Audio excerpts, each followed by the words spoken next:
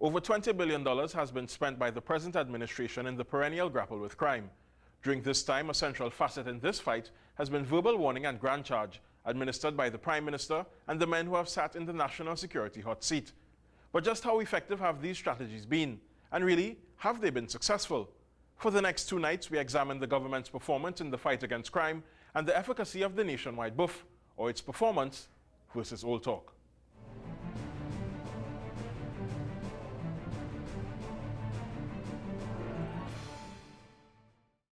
One of the first measures the People's Partnership government put forward was granting members of the Trinidad and Tobago Regiment the power of arrest and denying bail for 4 months to persons charged with gang-related offences. The Prime Minister was speaking after the second meeting of the National Security Council, a body she chose to chair in lieu of holding a ministerial post 2 months after assuming office in May 2010. Her government had presided over 81 murders in June and July alone. Both the Bail Amendment Bill and the Miscellaneous Provisions Defence and Police Complaints Bill are yet to be passed. The PM immediately read the Riot Act to the protective services. They have agreed they will deploy soldiers and police officers. I think they started from 5 p.m. this evening throughout the weekend, as far as we can sustain, to lock down Trinidad and Tobago against the criminal elements. The hiring of Dwayne Gibbs and Jackie Watsky in July did not go down well in some quarters. August, his second month on the job, was marred by 38 murders, and almost immediately talk of anti-gang legislation began. While passed, it is yet to have the desired effect.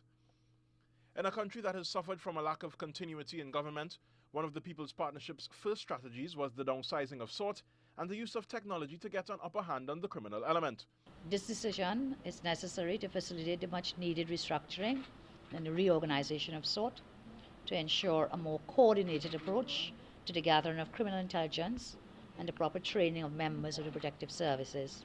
It was this downsizing that proved to be the end of the Special Anti-Crime Unit, and today, former National Security Minister Jack Warner, one of 4 under the People's Partnership in the last 3 years, is asking what has happened to that equipment. All this was done while rubbishing the idea that this country needed offshore patrol vessels. Having thoroughly reviewed the OPV program and its transactions to date, the government determined that based on BAE's serious and persistent delays and technical deficiencies, the interests of the government of Republic of Trinidad and Tobago were not being best served, and therefore the government should exercise its contractual rights of cancellation. In November, the government identified short and long-term solutions to solving crime. Surely these would work. By year's end, the murder toll for 2010 stood at 473, 220 of those from January to May, and 253 from June to December. A crime plan and an initiative to give inmates a monetary grant on release never got off the ground in 2011. January was the second bloodiest month of that year, murder claiming 47 citizens. In February, while visiting a grieving family, the Prime Minister was again fiery.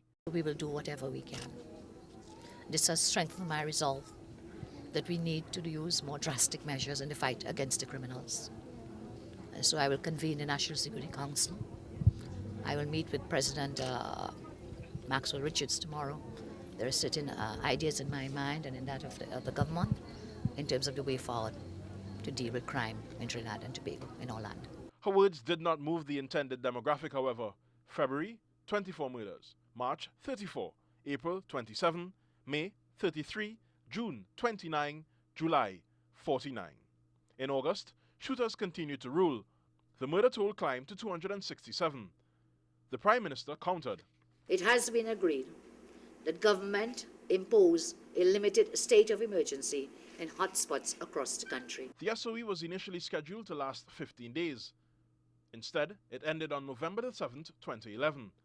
The Prime Minister also announced a gun amnesty program, the aim of which was to get illegal firearms off the streets. There were few, if any, willing participants. Murders did not stop in those dark SOE months, 15 in September, 13 in October, and 16 in November, though these went generally unreported. In fact, as figures from the Crime and Problem Analysis branch of the police service showed, it was almost business as usual for criminals during those 3 months. The police service, though on high alert and assisted by the other protective services, seemed swamped. In those 79 days, 2,860 serious crimes were reported, of which 460 were detected.